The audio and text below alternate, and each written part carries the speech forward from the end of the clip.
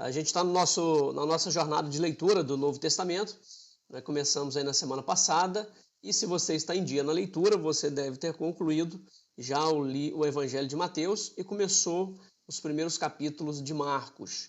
Então, se você está em dia, e você que faz parte do clube de leitura, se você está em dia, pode deixar aí o seu joinha também dizendo, olha, está tudo ok, estamos em dia. E se você não está em dia na leitura, corre, bota em dia a sua leitura para não acumular, porque senão daqui a pouco você não vai conseguir chegar e terminar aí a leitura do Novo Testamento. Mesmo porque o objetivo não é a gente ler o livro todo num dia só, no final de semana, mas a gente lê gradativamente, todos os dias, fazendo a leitura bíblica. Isso é muito importante para o nosso crescimento espiritual. Não adianta a gente querer, por exemplo, ficar sem comer a semana toda, no final de semana a gente comer toda a comida da semana. Mesma coisa espiritualmente, a gente precisa se alimentar todos os dias, né, tendo uma dieta espiritual boa para que sejamos edificados. Então toda semana a gente vai fazer aí essa live para a gente ter uma ideia geral do Novo Testamento, a gente compreender um pouco mais o propósito dos livros, a gente conhecer um pouco melhor o Novo Testamento, porque às vezes a gente fica com algumas dúvidas quanto à leitura e assim a gente consegue estudar um pouco mais. Se você está nessa live e não faz parte do clube de leitura, eu vou deixar aqui o link para que você possa fazer parte e aí você vai acompanhar então a leitura. O propósito é a gente ler o Novo Testamento até o final de novembro. Então até dia 30 de novembro é o propósito de leitura do Novo Testamento. Então toda semana, de segunda a sexta, a gente tem um cronograma de leitura bíblica. Final de semana, deixei ele sábado e domingo para que vocês possam fazer o estudo da sua lição, da revista, da escola bíblica, que eles participam da escola bíblica. Então esse é o final de semana para você ter esse tempo aí para ler da sua igreja. E ao longo da semana a gente tem todos os dias um plano de leitura, que ia ser muito importante para nós. Beleza, Edel. Tá faltando só o de hoje. Isso aí.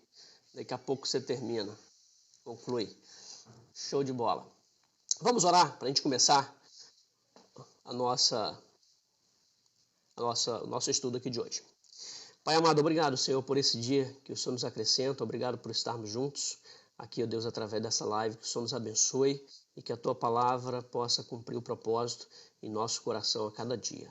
Ó Deus, abençoe aqueles que estão participando desse clube de leitura, dê perseverança a eles, ó Deus, aqueles que não estão, que possam também buscar Te conhecer cada vez mais e serem transformados pela palavra do Senhor, pelo Teu Evangelho. Nós agradecemos e entregamos nossas vidas nas Tuas mãos, em nome de Jesus. Amém.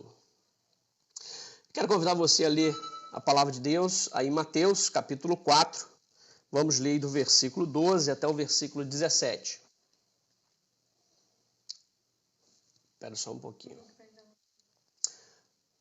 Antes da leitura, só um momentinho, deixa eu acertar uma coisa aqui quando eu ler isso aqui. O link está no clube de leitura, você vai achar a mensagem que eu compartilhei. O link do WhatsApp, tá? Ela vai compartilhar aí nos comentários o link para entrar no grupo, quem quiser fazer parte ainda do clube de leitura. Bom, vamos ler então os textos do Evangelho de João. Quando Jesus ouviu que João tinha sido preso, voltou para a Galiléia, saindo de Nazaré, foi viver em Cafarnaum, que ficava junto ao mar, na região de Zebulon e Naftali, para cumprir o que fora dito pelo profeta Isaías. Terra de Zebulon e terra de Naftali, caminho do mar, além do Jordão, Galiléia dos gentios, o povo que vivia nas trevas viu uma grande luz, sobre os que viviam na terra da sombra da morte, raiou uma luz. Daí em diante, Jesus começou a pregar, arrependam-se, pois o reino dos céus está próximo.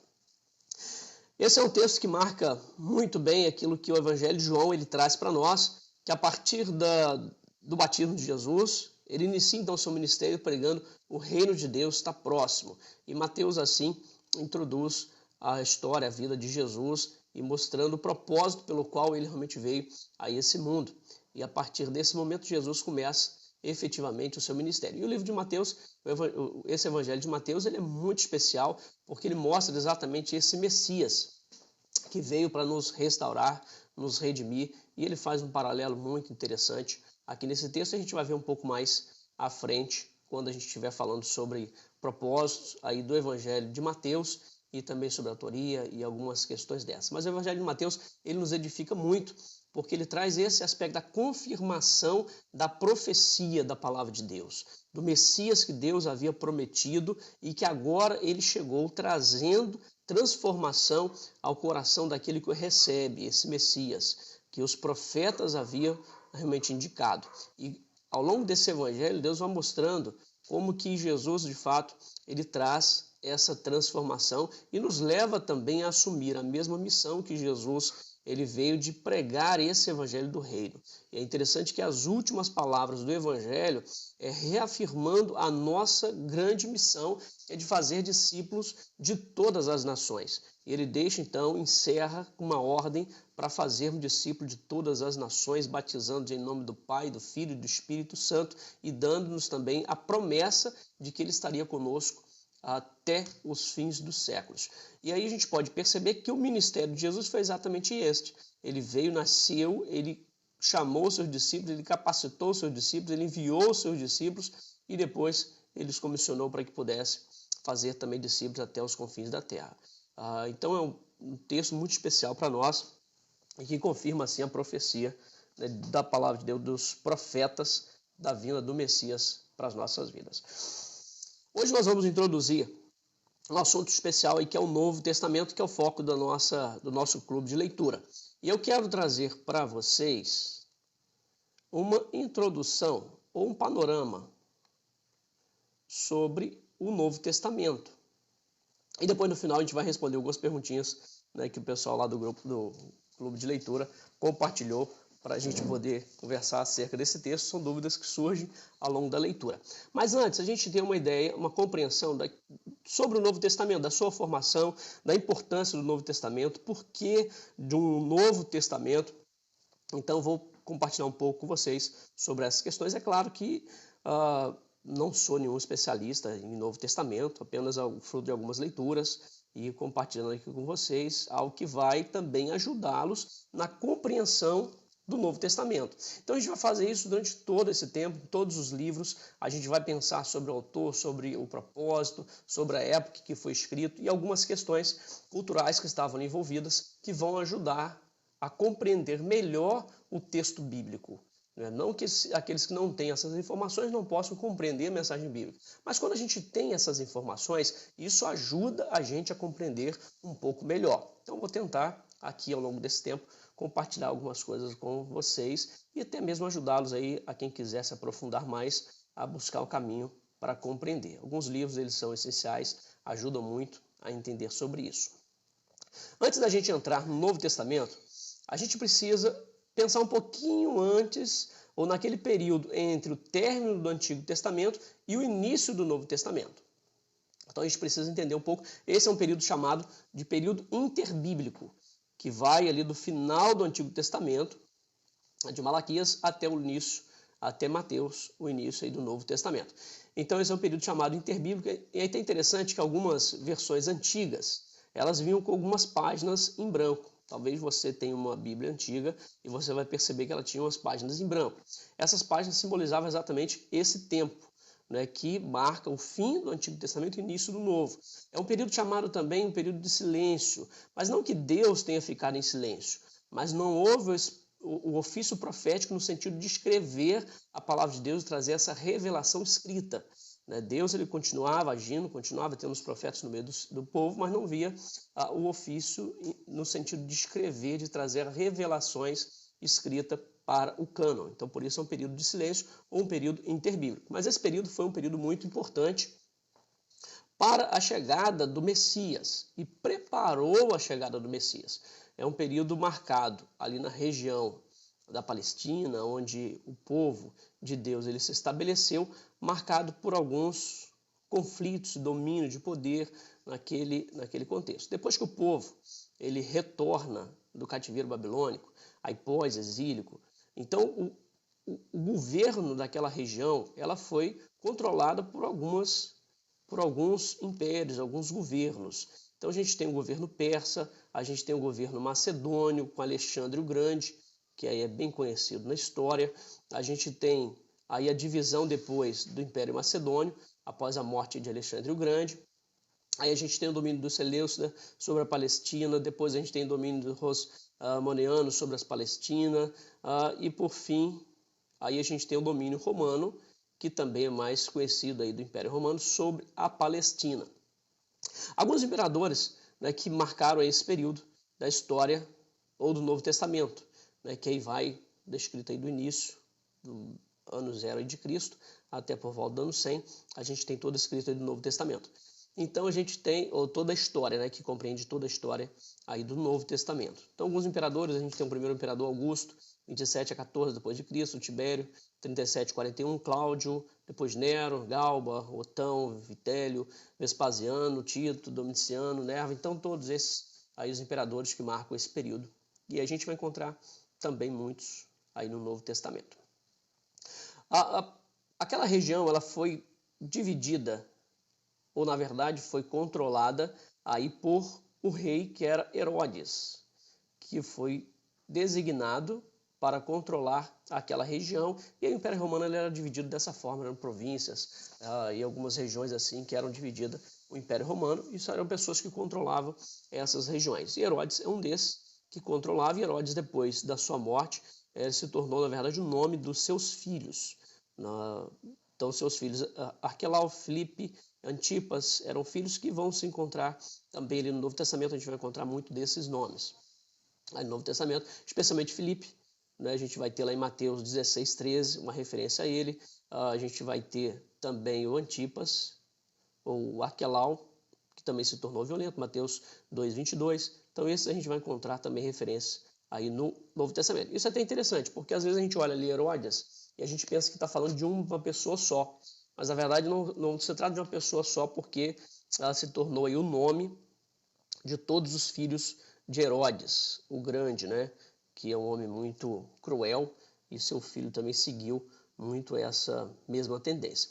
Então, assim, ele estava dividido aí algumas questões ali do Novo Testamento em termo político, nesse sentido, e tem outros particulares. Aí a gente tem governador, né, que era Pôncio Pilatos, e depois tem outros detalhes nesse sentido.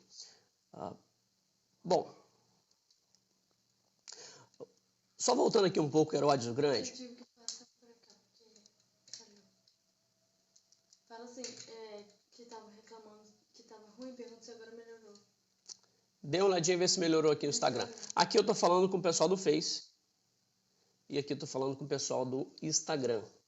Certo? Vê se melhorou aí o pessoal do Instagram, dá um ok aí. Ela precisou trocar aqui. Continua. Tá. Voltando aqui um pouquinho ao Herodes o Grande, é interessante a gente pensar sobre Herodes, porque ele foi assim, um misto, né, de alguém que contribuiu muito para o povo judeu, mas também era um homem muito cruel, especialmente com a sua própria casa, os seus filhos. Né, e ele tentava, assim, de todas as formas, se sustentar, né, no governo, e por isso ele perseguia todos aqueles que, de alguma forma, pudessem trazer algum risco à sua autoridade, ao seu comando ali, ou à sua permanência no governo. E aí tornou até um ditado muito comum que falava assim que era melhor ser porco de Herodes do que filho de Herodes. Isso é muito interessante porque depois Herodes, quando Jesus ele nasce, Herodes ele manda matar todas as crianças, exatamente porque para os judeus, eles aguardavam, então, o rei, o Messias, aquele que viria. E aí tem as histórias dos magos que vão encontrar com Herodes, e Herodes, não, eu quero adorá-lo, e depois manda que eles voltassem para que pudesse avisá-lo onde a criança havia nascido, mas na verdade não era essa a intenção de Herodes. O que ele queria era destruir mais um, talvez que pudesse pretender exercer o trono. Então por isso que ele faz exatamente isso, e depois a gente tem a ida de José para o Egito, exatamente fugindo de Herodes. E aí o seu filho, ele se torna muito semelhante a Herodes, o Arquelau, um dos seus filhos, né, dos 3 filhos que são sucessores de Herodes. O Arquelau ele se torna bem violento como seu pai. Aí Mateus capítulo 2, versículo 22, a gente tem até essa referência. Se você tiver com sua Bíblia aberta, você pode ler lá nesse texto, Mateus capítulo 2, versículo 22. Ele diz assim: mas ao ouvir que Arquelau estava reinando na Judéia em lugar de seu pai Herodes, teve medo de ir para lá. tendo sido avisado em sonho, retirou-se para a região da Galiléia. Então acabou que esse filho, ele seguiu da mesma forma de Herodes. Essas referências que o Novo Testamento ele traz sobre reis, governantes, que tem um ponto de contato com a história, ajuda a situar o texto bíblico dentro do contexto histórico. E isso é importante, porque às vezes a gente ouve assim, alguns comentaristas, historiadores que falam sobre algumas épocas ali do Novo Testamento, e são exatamente esses pontos de contato.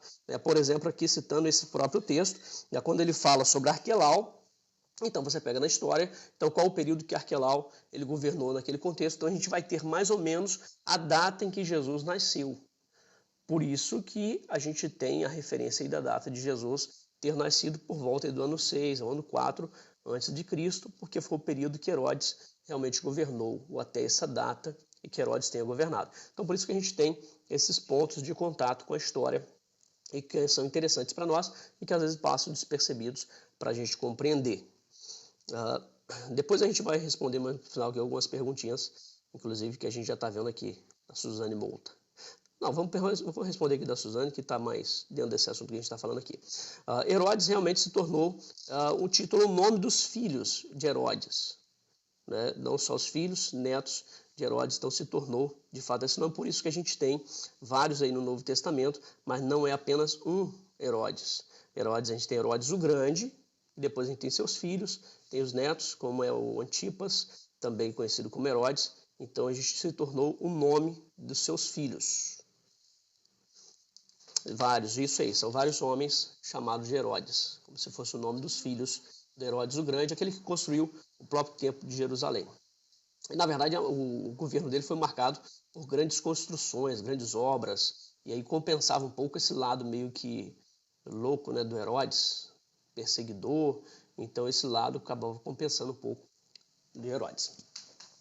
Bom, algumas contribuições muito importantes para a chegada do Messias nesse tempo. E é interessante que em Gálatas, capítulo 4, versículo 4, né, se você abrir também aí o texto, Gálatas 4, versículo 4, a palavra de Deus diz assim, deixa eu abrir aqui.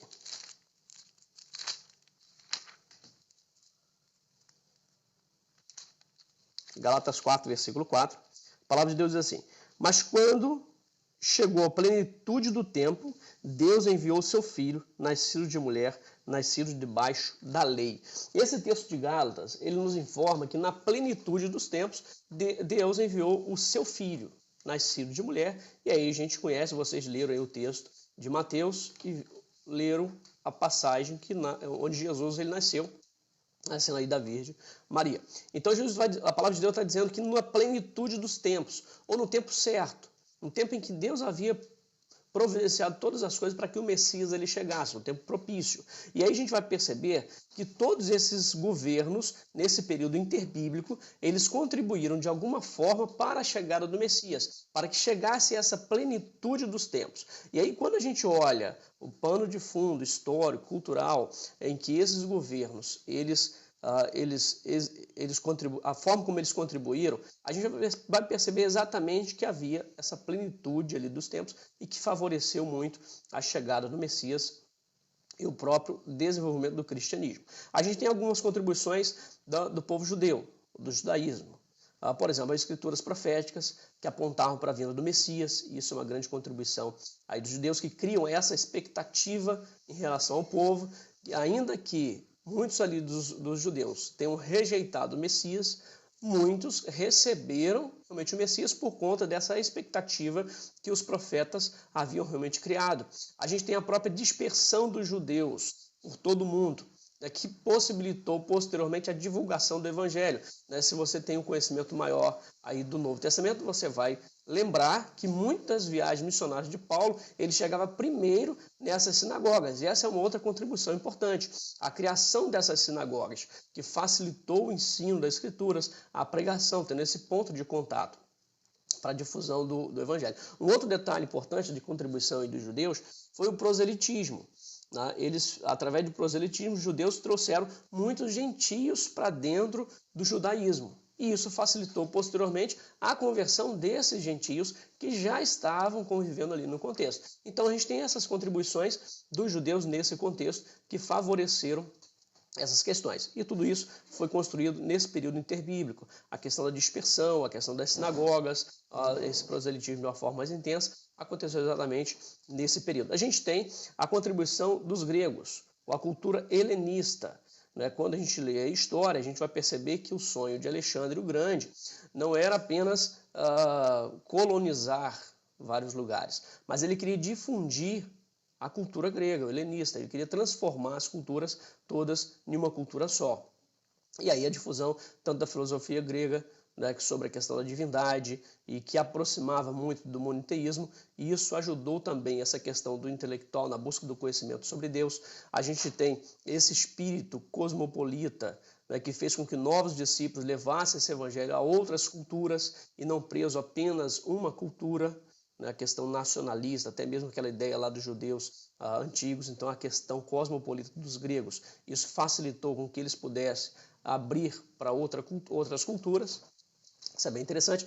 Agora, uma outra contribuição muito importante da questão dos helenistas, ou dos gregos, é a própria língua grega. O dialeto koiné, que era um grego comum, que tornou muito popular e que, inclusive, o Novo Testamento foi escrito nessa língua. Isso facilitou muito naqueles dias. E o Império Romano, ele tinha essa linguagem, que era uma linguagem comum e que facilitou disseminar ou circular os escritos do Novo Testamento. Se a gente pensar, por exemplo, os escritores, a maioria aí são judeus, então se eles escrevem na língua ou hebraica ou então aramaico em que eles falavam, a circulação era mais limitada. Imagine hoje, por exemplo, se você quiser escrever um livro ou um texto, uma carta, e que essa carta seja lida pela maioria das pessoas no mundo, ou nos países, circulasse em outros países. Qual seria a língua que você escolheria hoje? Com certeza não seria o português.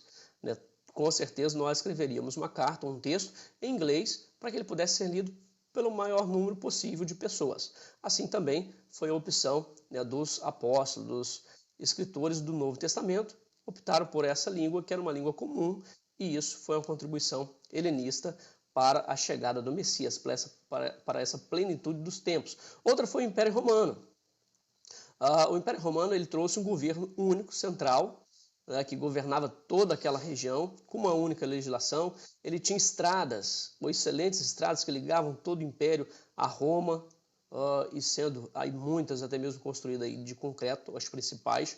Isso facilitava aquela circulação, as viagens, para que eles pudessem difundir aí o cristianismo e o evangelho, até um ambiente de estabilidade. E aí os soldados romanos eles asseguravam uma certa paz ali no Império. Tudo isso contribuiu para a chegada do Messias e, consequentemente, a difusão do Evangelho. Agora, qual é a necessidade de um Novo Testamento?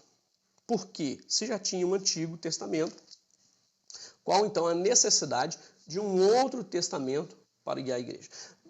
Já que o Novo Testamento também, o Antigo Testamento aponta para Cristo, por que então a necessidade de um Novo Testamento? A gente tem então 2 testamentos. Bom, primeiro, para que ficasse registrada a história da vida, morte, ressurreição de Cristo às futuras gerações. Uma vez que a gente está aguardando a segunda vinda de Jesus, era necessário que ficasse então registrada para as futuras gerações a história sobre a vida, morte, ressurreição de Cristo Jesus. E até um detalhe interessante aqui a gente pontuar.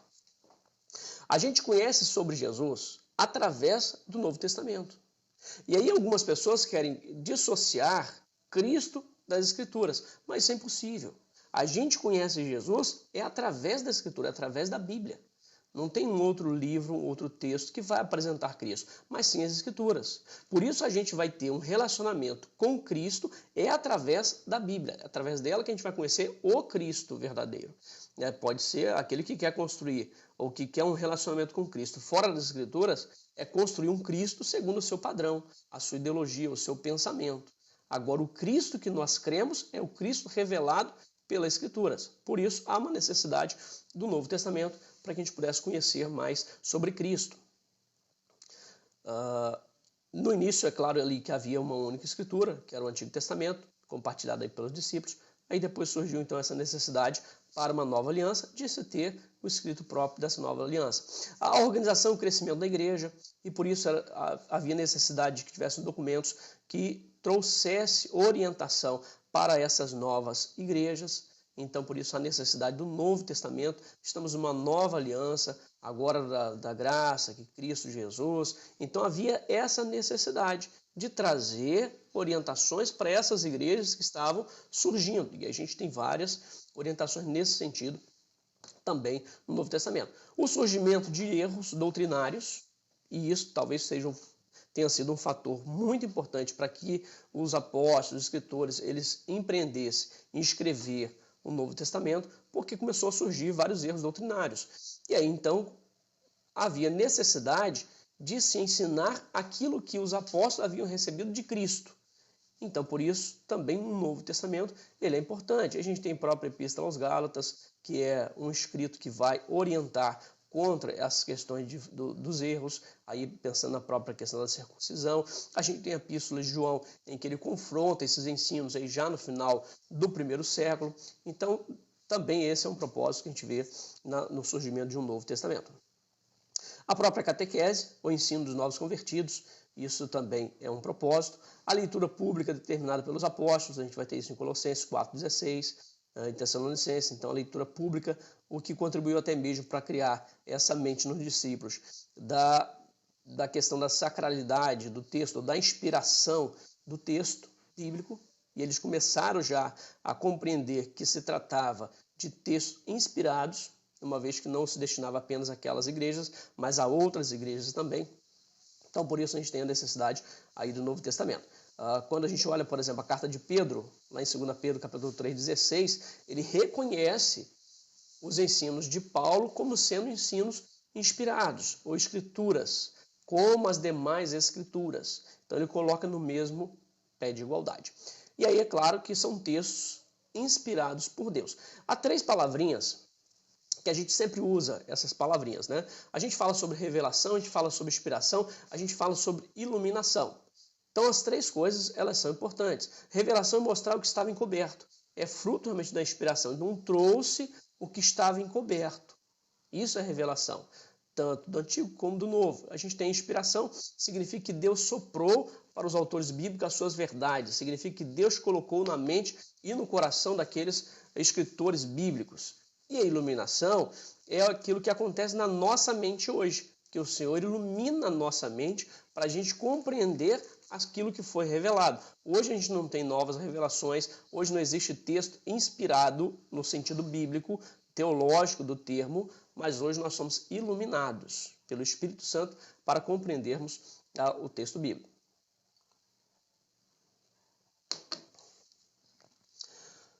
Bom, vamos então avançar mais um pouquinho. Como que chegou então à conclusão desses livros que nós temos hoje no Novo Testamento? Isso é um ponto que muitas pessoas ficam pensando sobre essa questão e até alguns tentam aí distorcer aquilo que é a palavra de Deus com relação a essa questão. Então havia necessidade de um Novo Testamento, mas como chegou então a essa conclusão? Na história da igreja, a gente tem aí escritos que mostram várias pessoas que lá desde o início começaram a relacionar os textos inspirados. A gente tem desde o Cânon de Marcião, que relacionou alguns desses livros. A gente tem depois o Cânon Muratoriano, que também publicou, ele publicou, na verdade, em 1740, uma lista que, na verdade, datava de fragmentos aí do 2º século, em torno de 180. Então, ele relaciona alguns livros também. A gente tem aí Eusébio de Cesareia, que é um dos pais da igreja. Aí a gente entra nos concílios. A gente tem o concílio de Laodiceia, que relacionou alguns livros. Depois a gente tem Atanásio, também relacionando alguns livros, até chegar no concílio de Cartago, em 397 d.C., onde se decidiu e definiu quais eram os livros do Novo Testamento inspirados. Um detalhe importante a gente pensar, não foi a igreja que determinou os livros inspirados, mas ela compilou os livros que eram reconhecidos como os livros inspirados. A Bíblia não foi formada pela igreja, mas ela apenas confirmou e disse, não, esses são os livros que todos reconhecem como sendo livros inspirados. Então é importante a gente compreender essa questão. A igreja não definiu, não decidiu, não determinou, não incluiu nenhum livro. Ela pegou os livros que todos reconheciam, aí a gente já está falando do final do quarto século, e então ela disse, olha, esses são os livros inspirados. E aí relacionou todos os 27 livros que nós temos hoje reconhecidos como inspirados por Deus. Nesse concílio a gente tinha até a presença aí de Agostinho, que é um teólogo muito conhecido aí na história da igreja, importante para a nossa formação da teologia cristã. E aí os 27 livros foram então reconhecidos. Eles usaram uma regra, ou três regras, né, que eles usaram aí para determinar a canonicidade de um livro. A primeira regra era a regra de fé, né, que era importante, aquilo que deveria estar em conformidade com a ortodoxia. Lembra que lá uma das questões que fomentou a escrita do Novo Testamento foi a questão de combater os erros doutrinários, desvios doutrinários. Então, uma das questões é a regra de fé, porque estava de acordo com a ortodoxia. Outra questão, outro critério foi a apostolicidade, né, é um dos critérios mais citados aí pelos pais, que é a questão da apostolicidade, ou aqueles que tiveram contato com os apóstolos. Por exemplo, Lucas não era apóstolo, mas ele estava em contato com os apóstolos, foi auxiliar de Paulo, caminhou junto com Paulo nas suas viagens, então alguém que estava próximo. Marcos também, a gente tem em Marcos a proximidade com Pedro, então a questão da apostolicidade era uma outra regra usada por eles. Uma outra, talvez aí que tenha mais peso, é a ampla aceitação. Então eram textos que tinham ampla aceitação pela igreja, não só em uma região, mas em várias regiões. Aquele livro, aquele texto, ele havia circulado e ele era amplamente aceito. Por isso a igreja não determinou os livros inspirados, apenas compilou os livros que eram aceitos de acordo com a regra de fé, de acordo com a apostolicidade. Então eles aceitaram, reconheceram esses textos como inspirados. E aí são 27 livros que nós temos no Novo Testamento e que a gente vai ler esses livros até o final da nossa leitura, dessa jornada de leitura bíblica. Ele foi escrito aí num período de aproximadamente 50 anos, são 8 autores diferentes que escreveu. A forma de escrita, a letra, ou a língua, né, escrita é o grego, falado no dia a dia.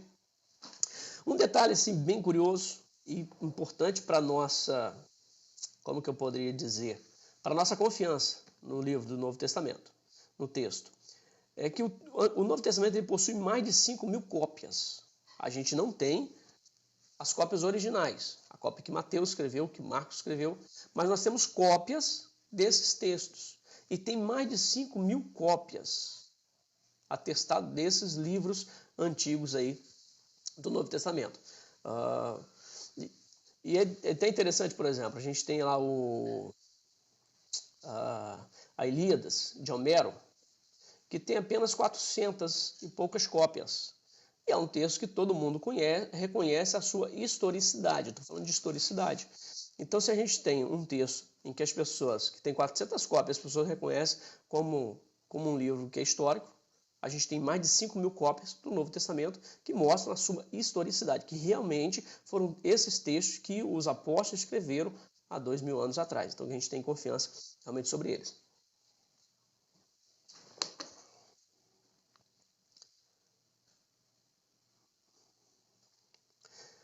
O Evangelho de Mateus, ele compõe aí os 4 evangelhos. Então, nós temos 4 evangelhos. Estou chegando um pouco mais aí nos evangelhos. Mateus, Marcos, Lucas, João. O evangelho nada mais é do que contar a história de Cristo Jesus.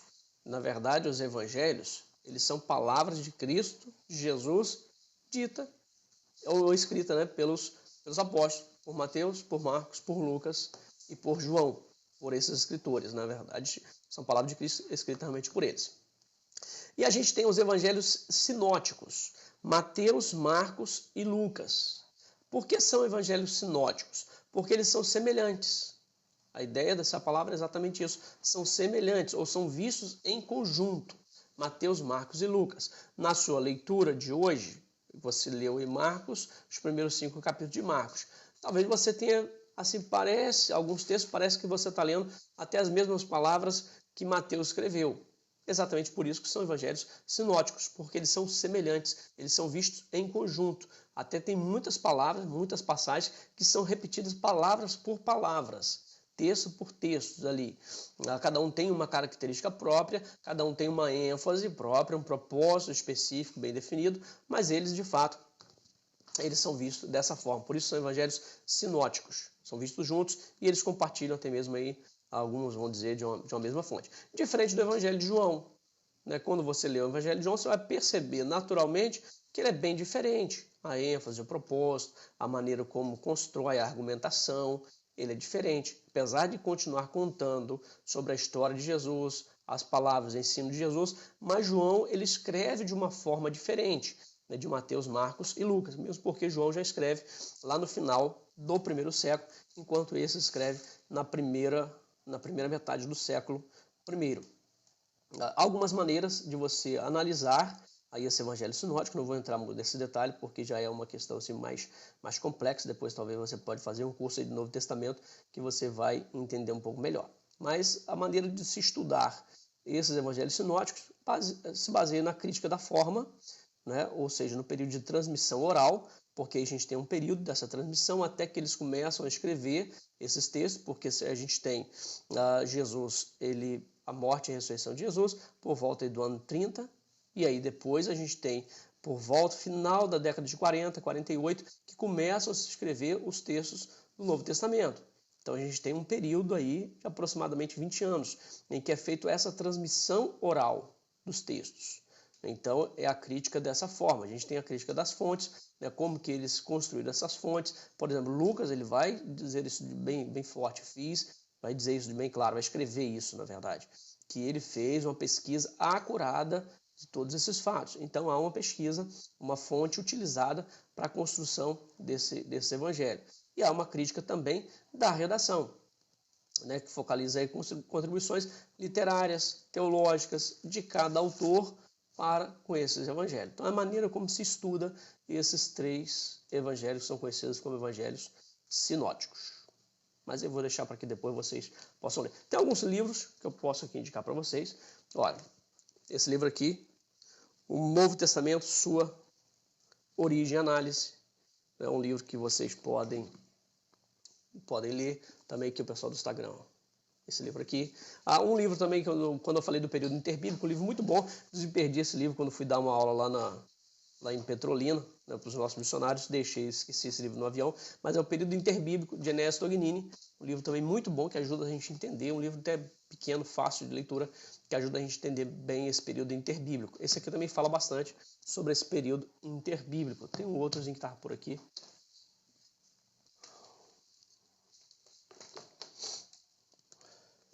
Esse outro, que é o Cano das Escrituras, e ele fala exatamente como a formação desse cano. Então esse também é outro livro bem importante, e tem outros. Aí a gente tem a introdução do Novo Testamento, depois vou indicar mais alguns para vocês, desses textos. Bom, e a gente chega então no Evangelho de Mateus. Minha proposta era aqui ficar 40 minutos, mas já passamos aí. Então vocês aguentam firme com a gente aí mais um pouquinho. Aí tem as perguntas ainda, que eu vou responder umas perguntinhas que me fizeram aí sobre o livro de Mateus. Tá? Depois aqui da gente passar aqui. Bom, vamos pensar no Evangelho de Mateus. O Evangelho de Mateus tem 28 capítulos. Até é importante a gente poder frisar isso aqui. Os livros originais não tinham essa divisão de capítulos e versículos.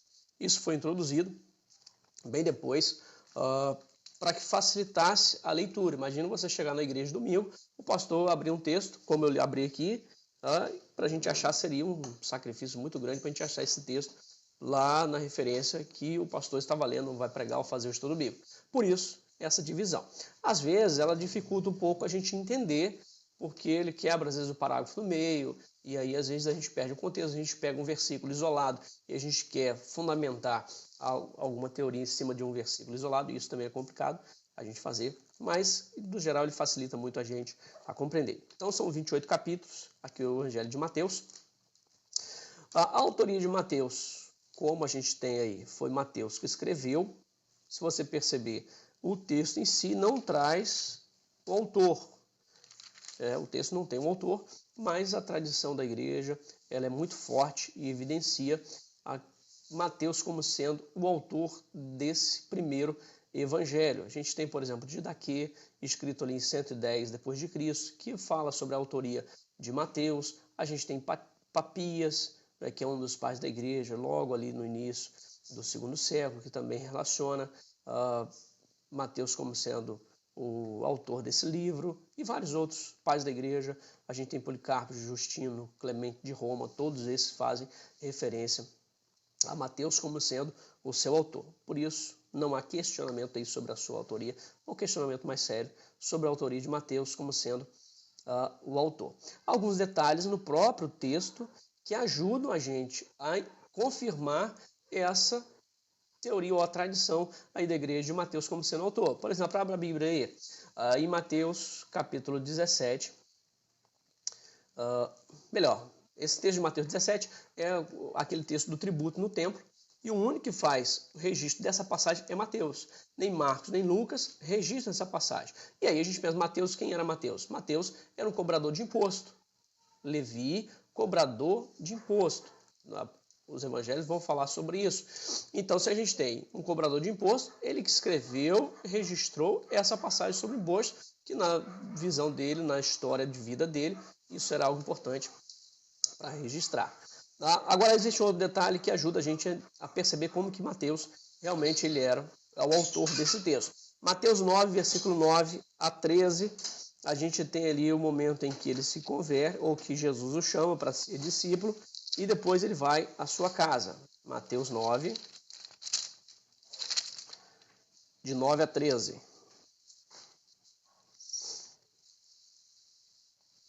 Até interessante, esse foi o primeiro texto que eu preguei na minha vida. Lembrei disso aqui agora. Esse texto. Então foi o primeiro texto que eu preguei no culto no lar, na casa de um irmão. Acho que, se não me falha a memória, está na Graminha, lá em São Fidélis. Mas foi a primeira vez que eu preguei. Foi nesse texto. E ele fala assim, olha só, versículo 9. Saindo Jesus, viu um homem chamado Mateus sentado na coletoria e disse-lhe, siga-me. Mateus levantou e o seguiu. E aí olha na sequência do texto o próximo versículo. Estando Jesus em casa, foram comer com ele e seus discípulos, muitos publicanos e pecadores. Então o texto ele vai dizer que eles estavam em casa. Mateus não diz na casa de Levi, mas ele diz em casa. Agora perceba como que Marcos ele narra essa passagem. Marcos capítulo 2, de 2 a 13 a 17.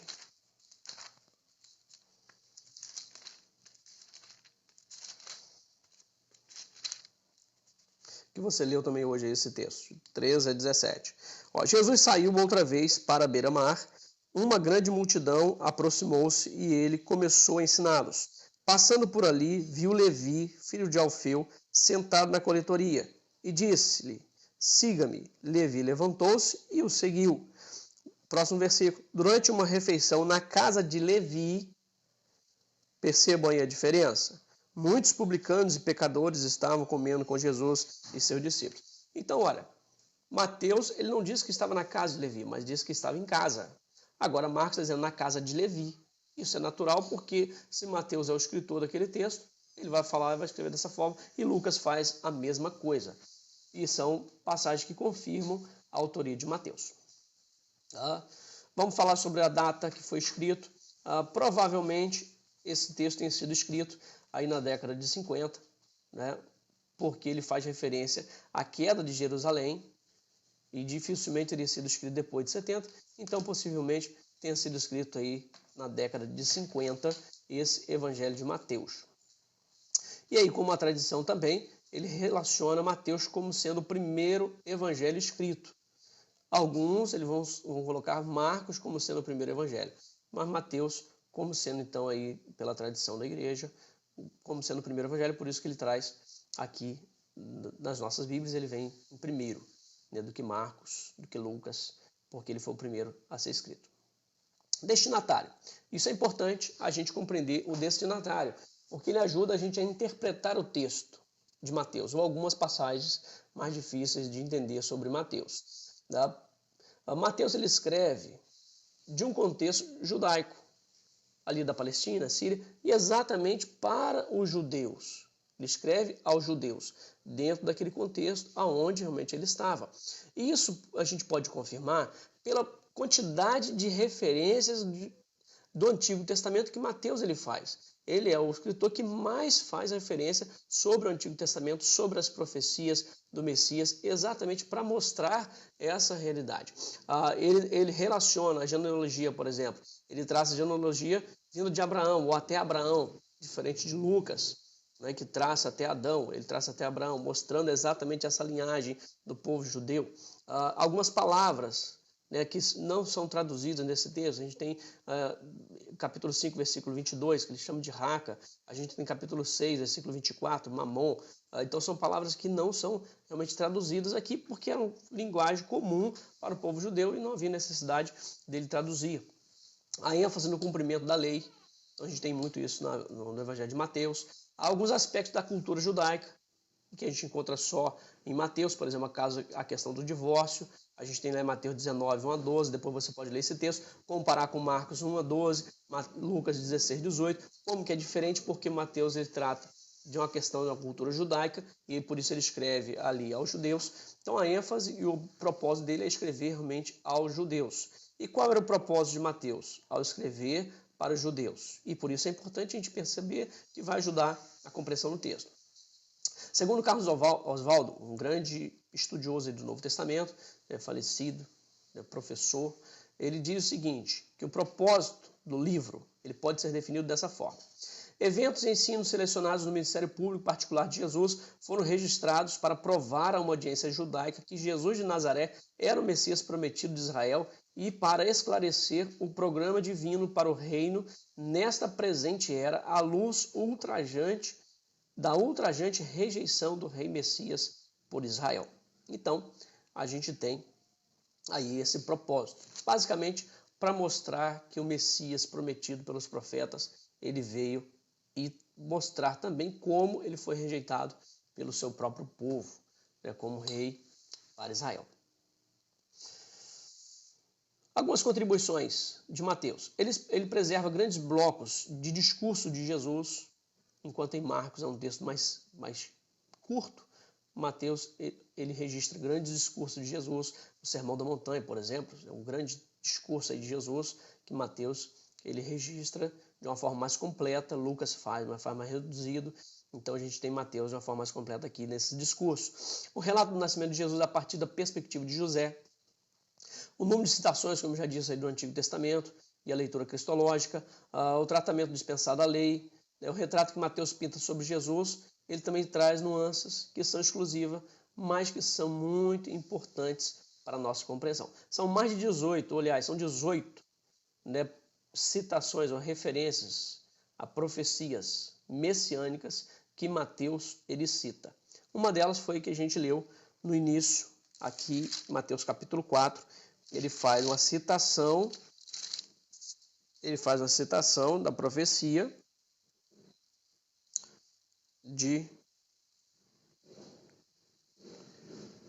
e ele vai relacionando aqui esse texto, terra de Zebulon, terra de Naftali, ele mostrando exatamente esse aspecto messiânico do texto. Então são algumas questões do Evangelho de Mateus que ajudam a gente a entender melhor esse texto, né? Ou quando você lê, então você pode compreender melhor. A gente vai compartilhando ao longo desse panorama, a gente vai falando mais sobre algumas questões culturais, né, que vai ajudá-los também a compreender, como a questão da religiosa e alguns costumes, e isso vai ajudar também a compreender alguns detalhes do texto. Mas é isso que eu gostaria de compartilhar com vocês sobre o Evangelho de Mateus. Semana que vem a gente fala sobre Marcos, talvez aí entrando também no Evangelho de Lucas, que vocês vão começar a ler também nessa semana. Vamos responder algumas questões. Não sei se vocês têm mais alguma pergunta aí sobre isso. Bota a pergunta aí se vocês tiverem, que a gente vai tentar responder aqui para vocês. Bom, recebi algumas perguntas e eu quero responder, ou tentar pelo menos responder aqui algumas dessas questões. Mas deixa eu falar uma coisa para vocês. É claro que as perguntas que foram compartilhadas ou que vão surgir são perguntas de dificuldade de interpretação do texto. E é claro que aí a gente está falando de coisas que muitas vezes são são polêmicas, às vezes tem outros posicionamentos, mas eu vou passar aquilo que eu acredito e como eu interpreto essas questões. Não estou dizendo aqui que eu sou melhor, que é a única coisa correta, mas é aquilo que eu entendo. E aí vocês podem avaliar à luz da Bíblia, e aí eu gostaria que vocês fizessem isso, à luz da Escritura. Faz sentido? Tem razão? Aí vocês avaliam sobre essa questão, comparem com outros também interpretações, para que vocês possam ter segurança à luz da palavra de Deus. Mas não tenham um preconceito sobre alguma dessas questões, que muitas vezes isso influencia a maneira como a gente interpreta as Escrituras. Às vezes a gente já traz alguma ideia pronta, mas permite que o texto ele vai orientando e ajudando a entender. Mas eu quero compartilhar apenas aquilo que eu entendo sobre esses textos. Então vamos a algumas perguntinhas que eu recebi aqui para a gente entender. Mateus capítulo 6, versículo 34. Mateus capítulo 6, versículo 34. A gente tem esse versículo fala assim: portanto, não se preocupem com o amanhã, pois o amanhã trará as suas próprias preocupações. Basta a cada dia o seu próprio mal. O mal, no final desse versículo, está relacionado ao mal que estamos sujeitos no mundo ou teve outro propósito. Bom, a ideia aqui é realmente os problemas que surgem na nossa vida. E Jesus está falando sobre isso nesse contexto inteiro, sobre as preocupações da vida. E aí alguns problemas que eram muito comuns, a questão da escassez de alimento, do que vestir, onde morar. E eles tinham muitas essas preocupações e Jesus orienta sobre isso, mostrando que Deus, ele nos sustenta em todas as coisas. E levando também a aliviar essa ansiedade com relação às questões do futuro. E por isso Jesus vai dizer, basta cada dia o seu próprio mal. Ou seja, cada dia tem os seus problemas. Acabou? Tá. Mas ele vai voltar ou não? Falando aqui só para o pessoal do Instagram, que a bateria do celular acabou aqui. Então vamos nós. Então basta cada dia os seus próprios problemas. E isso é muito importante para a gente, porque muitas vezes a gente fica preocupado ou a gente sofre por antecipação com os problemas que podem surgir amanhã, ano que vem, mês que vem. Então Jesus está dizendo, olha, basta cada dia o seu próprio mal. Não vamos sofrer por antecipação. A gente precisa viver um dia de cada vez. E isso é o ensinamento de Jesus. Então esse mal aqui não tem um outro propósito, a não ser mostrar que os problemas de cada dia, eles nos bastam. Bom, a próxima perguntinha, vou até esperar abrir ali o Instagram, que a próxima perguntinha ela é muito boa. Não que essa não tenha sido, essa é boa também, para a nossa vida como um todo, mas a outra tem muitas dúvidas e ela tem um pouco mais polêmica. Acabou também a bateria?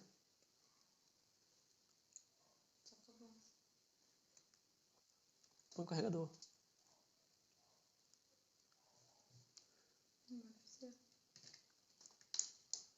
Foi?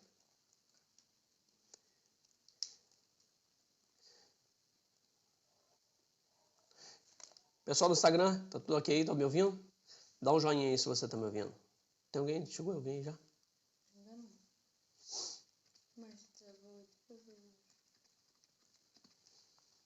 Então vamos lá, vamos continuar aqui. A próxima pergunta está relacionada ao jejum.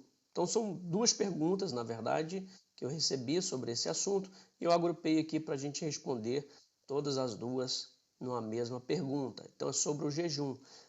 Uma pergunta foi baseada lá em Mateus 9,16 e eu vou ler aqui esse texto, Mateus 9,16,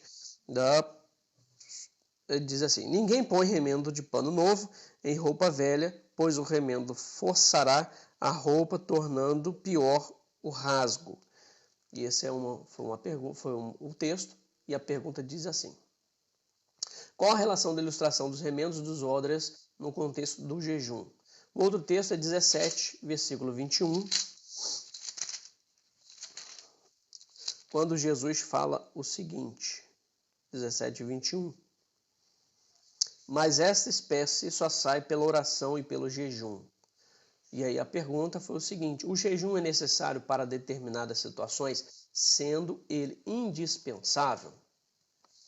Olha só, deixa eu falar algumas coisas para vocês com relação ao jejum. Talvez você vai ficar se chateado comigo, né, depois dessa explicação da resposta dessa questão, mas eu gostaria que você analisasse à luz das Escrituras e pensasse, faz sentido aquilo que eu vou compartilhar com vocês? Faz sentido a minha linha de raciocínio ou de interpretação à luz da Bíblia? Não da nossa cultura evangélica, da nossa cultura cristã, mas à luz das Escrituras. Porque muitas vezes a gente já tem uma formação, um entendimento, mas esse entendimento não é forjado pelas Escrituras.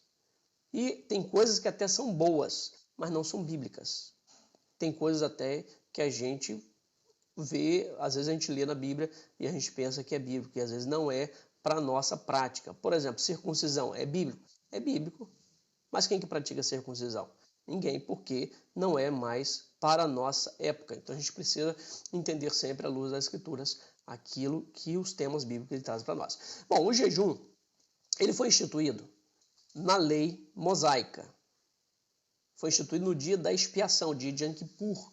É o dia em que se fazia propiciação pelos pecados da nação de Israel. Está lá em Levítico 23, 26 a 32. Então o jejum ele foi instituído nesse tempo.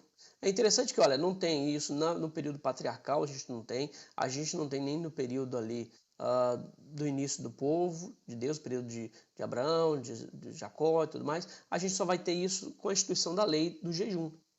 Antes a gente não tem jejum. Aí na lei, aí se estabelece um dia anual de jejum, onde o povo deveria afligir a sua alma. E aí a interpretação da palavra é exatamente jejum. E foi nesse dia, foi na lei que se instituiu esse dia para o jejum. Levítico 23, de 26 a 32. Se você quiser, abre aí, ou então nos acompanhe na leitura do texto. Fala assim, show. 23, 26 a 31. Diz o Senhor a Moisés: o 10º dia desse 7º mês é o dia da expiação. Façam uma reunião sagrada e humilhem-se, ou afligem, algumas traduções. Esse humilhar é o jejuar, é a palavra que se traduz para jejum.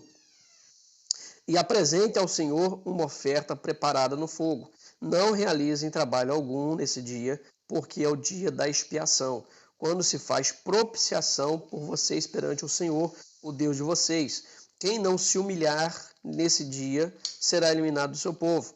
Eu destruirei do meio do seu povo todo aquele que realizar algum trabalho nesse dia. Vocês não realizarão trabalho algum. Este é um decreto perpétuo para as suas gerações, onde quer que vocês morarem. É um sábado de descanso para vocês, e vocês se humilharão desde o entardecer do 9º dia do mês até o entardecer do dia seguinte. Vocês guardarão esse sábado. Então a gente tem a instituição do jejum nesse dia, que a lei determinou que no dia de expiação se fizesse o jejum, afligir a alma, humilhar diante do Senhor, e essa era a ideia realmente do jejum, para que houvesse a expiação, a propiciação, o perdão dos pecados. Então percebam que o mandamento, ou a lei do jejum, está relacionado ao perdão dos pecados, à propiciação. Essa instituição do jejum está relacionada ao sistema sacrificial do Antigo Testamento. Então todo o sistema sacrificial envolvia o dia de expiação, envolvia o holocausto, envolvia o jejum, envolvia tudo isso na expiação dos pecados. Não era apenas uma questão, não é apenas como hoje a gente faz, porque a gente tem o sacrifício de Cristo Jesus, a gente confia nele. Mas no sistema antigo, sistema sacrificial, a gente tem todo esse sistema que vai levar à propiciação, ao perdão dos pecados. A oferta, os holocaustos, tudo isso era para o perdão dos pecados. E o jejum foi estabelecido dentro desse contexto.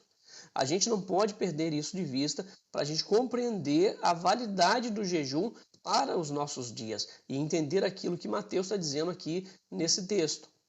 Então vai ajudar a gente a compreender exatamente essa questão. Depois a gente vai ter várias outras passagens no Antigo Testamento falando sobre jejum, mas todas elas relacionadas à questão do pecado, da purificação, do perdão dos pecados, nessa busca pelo perdão dos pecados. Então o povo pecava, afligia, se humilhava, pano de saco, jejum, oração, para buscar o perdão de Deus, o favor de Deus. Então sempre relacionado nesse sentido. Depois, eles estabeleceram mais dias de jejum. Então, Zacarias vai falar sobre 5 dias de jejum no ano. Então, depois a gente vai ver a prática dos judeus, eles acrescentaram ainda mais, e aí jejuavam 2 vezes na semana. A gente tem até a passagem lá do Novo Testamento, a parábola que Jesus, ele conta, e aí o fariseu, ele exclama, ele se exalta, porque eu jejuo 2 vezes na semana, não sou como esse publicano, né, pecador esse publicano. Então, ele se vangloriava disso, de jejuar 2 vezes na semana. Então, eles foram acrescentando vários outros dias de jejum. Mas o que a lei estabeleceu foi esse dia de jejum relacionado ao perdão, ou à expiação, ao perdão dos pecados. Isso é importante a gente pensar. E aí a gente precisa entender também a questão da lei cerimonial. A lei ela está dividida em leis cerimoniais, leis civis, que era para a nação de Israel, e a gente tinha também algumas leis morais no texto. O sistema sacrificial, ele cumpre com a vinda de Cristo Jesus.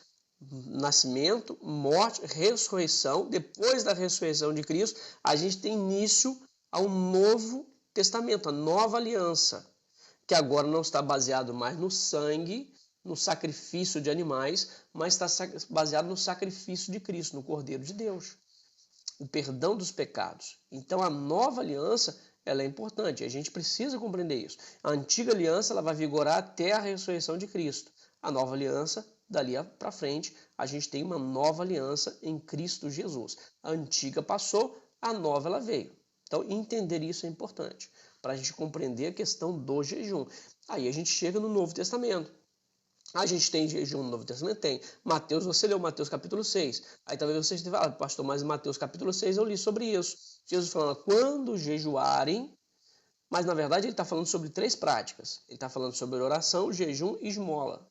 O que ele está é orientando aqueles que faziam, aí a gente vai lembrar para quem que ele escreveu, Mateus escreveu, para os judeus. Os judeus faziam o quê? Praticavam o jejum, porque fazia parte do sistema sacrificial do Antigo Testamento. Lucas e Marcos não vão falar sobre isso, mas ele vai falar. Por quê? Mateus está escrevendo para os judeus e ele precisava orientar os judeus nesse sentido. Então, quando vocês orarem, vocês não podem ser hipócritas. Quando vocês jejuarem, vocês não podem ser hipócritas. Quando vocês derem esmola, vocês não podem ser hipócritas. O que ele estava corrigindo era a hipocrisia na prática do jejum, porque o jejum tinha um objetivo muito claro. Então, por isso, a gente vai encontrar nesse contexto, falando sobre jejum, porque o sistema sacrificial antigo, ele estava em vigor.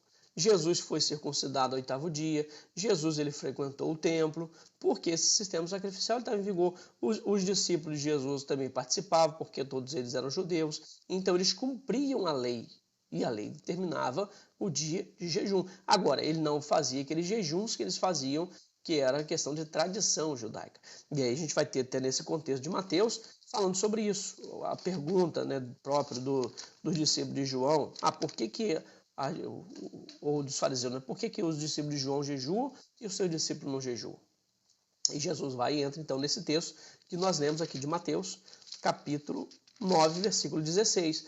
E ele está falando aqui, explicando exatamente por que nós não jejuamos. E ele diz, cadê? Deixa eu voltar ao texto. Olha, Mateus 9,14. Então os discípulos de João vieram perguntar-lhe, por que nós e os fariseus jejuamos, mas os teus discípulos não? Percebam que eles não jejuavam? Nesse sentido ali, daqueles montes de jejuns que era prática e tudo que eles faziam. Não jejuavam. Por quê? E aí ele vai explicar por quê. E ele vai entrar no versículo 16 e vai dizer, não se põe... Porque eu estou meio ruim de ler, gente. Ninguém põe remendo de pano novo em roupa velha, pois o remendo forçará a roupa, tornando pior o rasgo.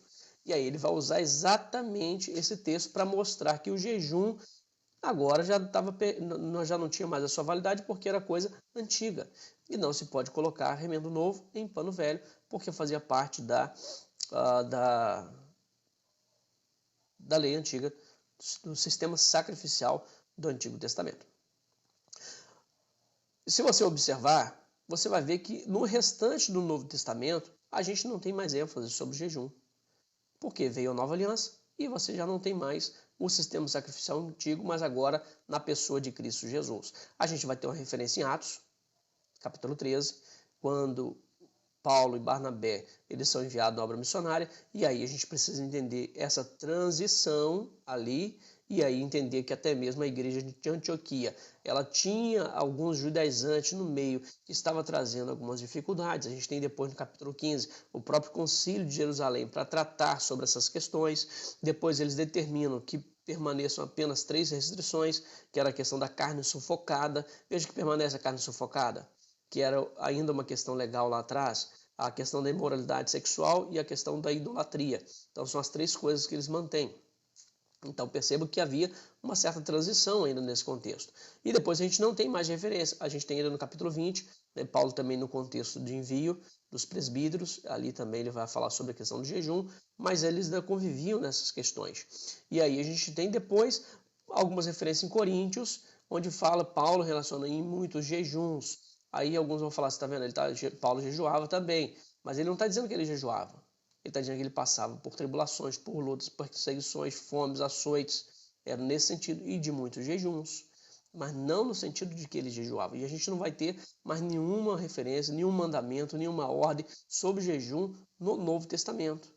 Nem mesmo a questão da batalha espiritual, que muitos usam nesse sentido. Falam, não, jejum é para batalha espiritual. A gente tem Efésios capítulo 6, a armadura de Deus. Eu pergunto para você, aonde na armadura de Deus a gente tem jejum? Não tem. Se o jejum fosse algo para batalha espiritual, com certeza a armadura de Deus teria o jejum. Mas o jejum não faz parte da nova aliança. O jejum faz parte da aliança antiga.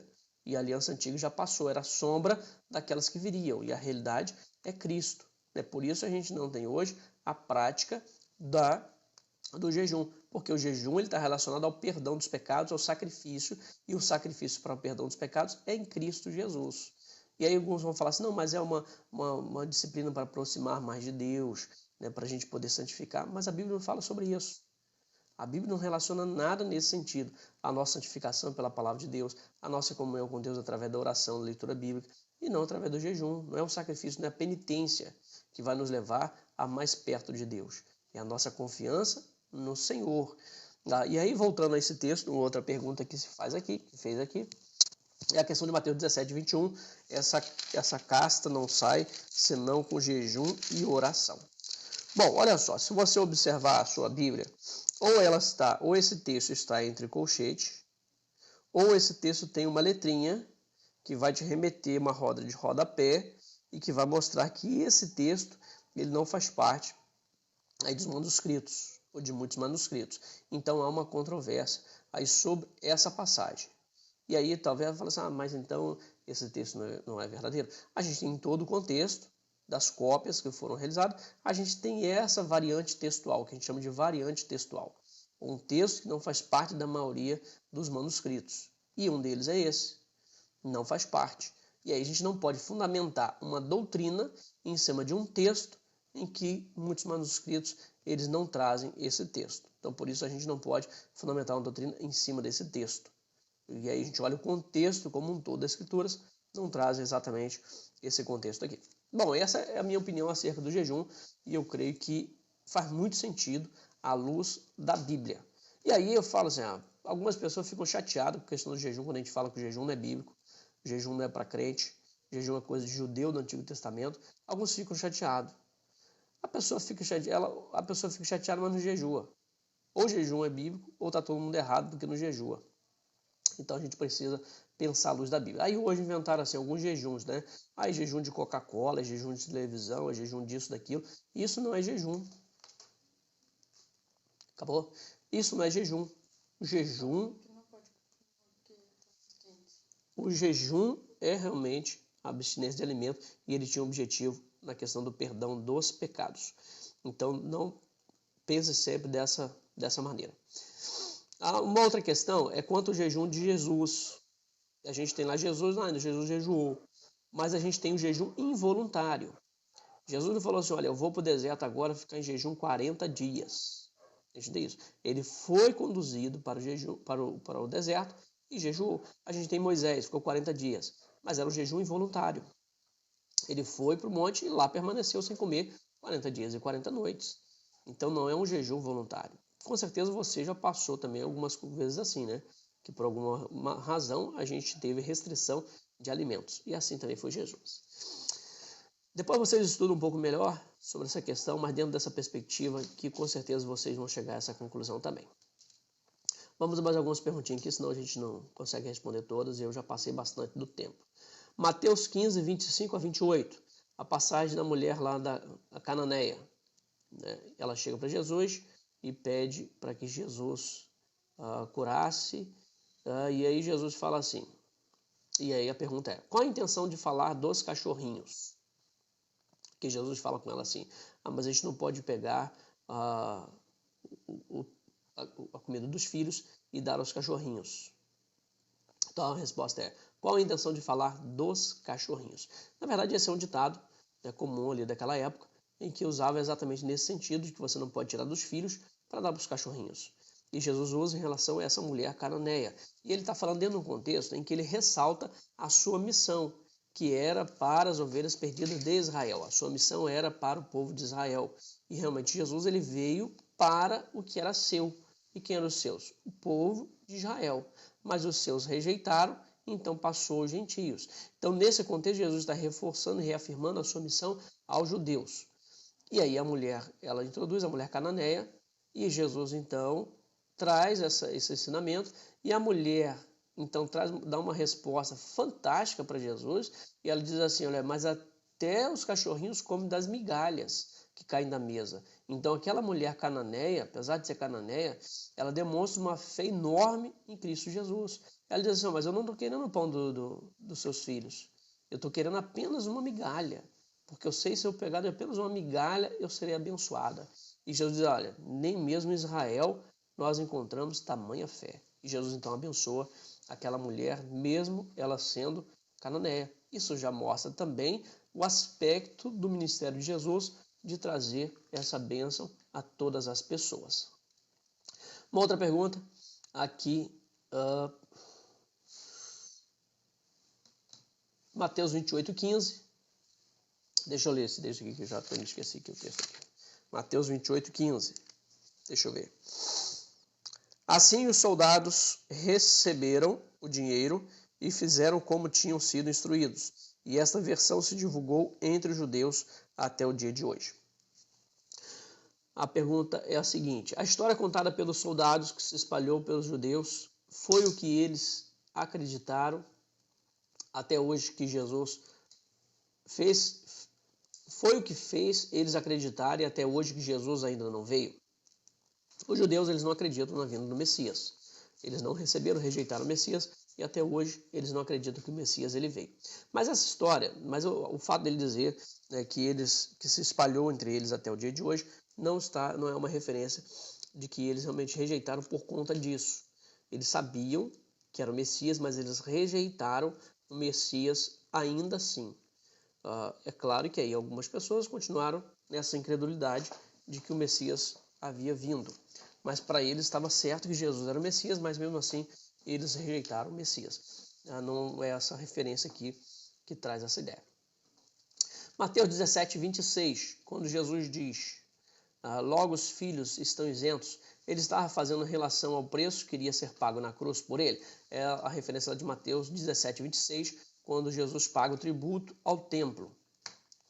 Não, aqui não é uma referência à questão do preço pago por ele, mas é uma ideia de que, na verdade, Jesus e os seus discípulos não pertenciam a esse reino, ou que essa terra pertencia a Deus, e que nós somos, na verdade, filhos de Deus, e por isso, como um rei não cobra de seus filhos, nós também não teríamos motivo para pagar tributo.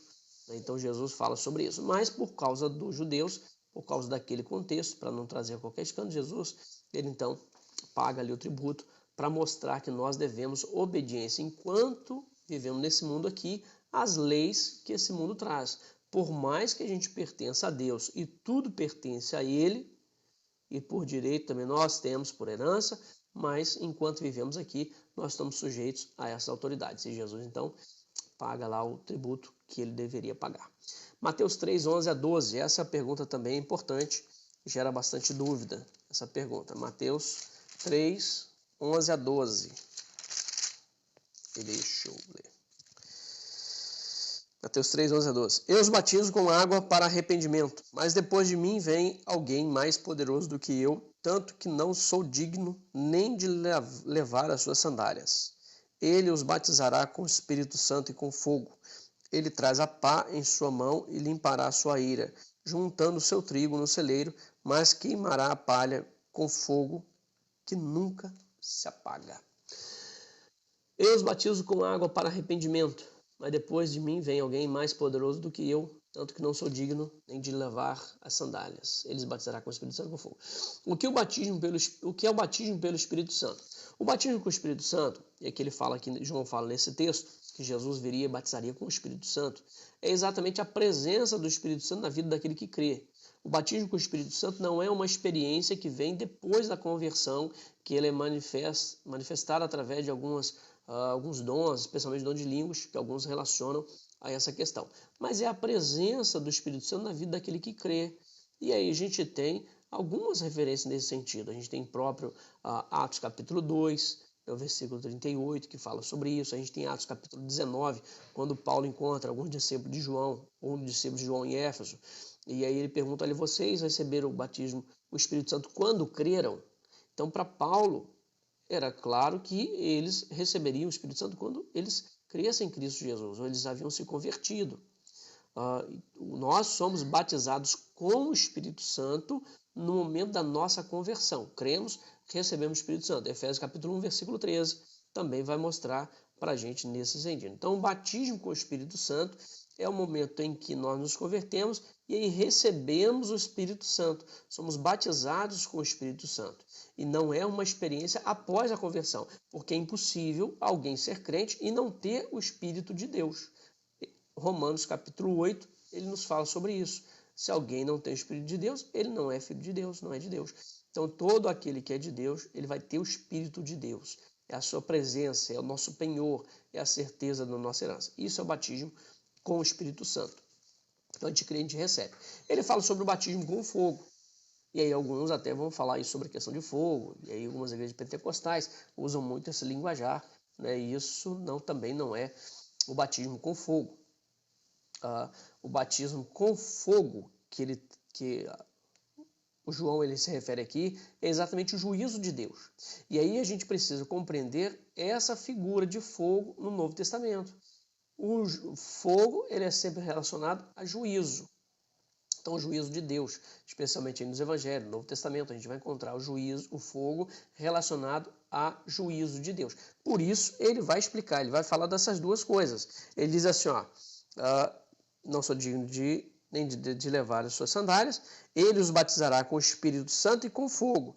Ele traz a pá na sua mão, limpará a sua eira, juntando o seu trigo no celeiro, mas queimará a palha com fogo que nunca se apaga. Ele está falando exatamente das duas coisas. Aqueles que são batizados com o Espírito Santo, ele vai recolher no celeiro. Aqueles que foram batizados com fogo, são esses que ele separou e jogou no fogo para ser queimado. Deus é fogo consumidor, diz Hebreus. E alguns até cantam aí, fogo consumidor. Fogo consumidor é a justiça de Deus limpando a igreja, tirando aqueles que vão ser lançados no fogo. E esse é o fogo consumidor do que a palavra de Deus vai trazer para a gente. Por isso aqui o batismo com fogo não tem nada a ver em falar em língua, falar em mistério, rodopiar, tem nada a ver com essa questão de ficar parado no chão, estatalado, não tem nada a ver com correria para cima e para baixo, tem nada a ver com essas coisas. Fogo é juízo de Deus, batismo com o Espírito Santo é presença do Espírito Santo de Deus na vida daquele que crê. A gente tem, claro, o enchimento do Espírito Santo e que a gente vai, na nossa vida, a gente precisa buscar isso sempre, enchei-vos do Espírito, que é, na verdade, permitir que ele controle toda a nossa vida. Então, a gente precisa buscar isso a cada dia, mas não há o batismo com o Espírito Santo, a gente crê, a gente é batizado. Lucas está perguntando aqui, e com fogo é condenação. Condenação. Batismo com fogo é condenação, juízo de Deus, que vai purificar a igreja. E é isso aí, são as perguntinhas que a gente teve. Pessoal, então é isso que eu queria compartilhar com vocês hoje. Semana que vem tem mais e a gente conversa um pouco mais sobre o Novo Testamento. Espero que tenha abençoado e ajudado a vida de vocês. Se vocês tiverem alguma pergunta, pode mandar lá no grupo, pode mandar para mim aí no WhatsApp, que eu vou compartilhando aqui à medida do possível essas perguntas. Se você não faz parte ainda do grupo de leitura, do clube de leitura, o link, não sei se você colocou o link aqui no Face pra gente.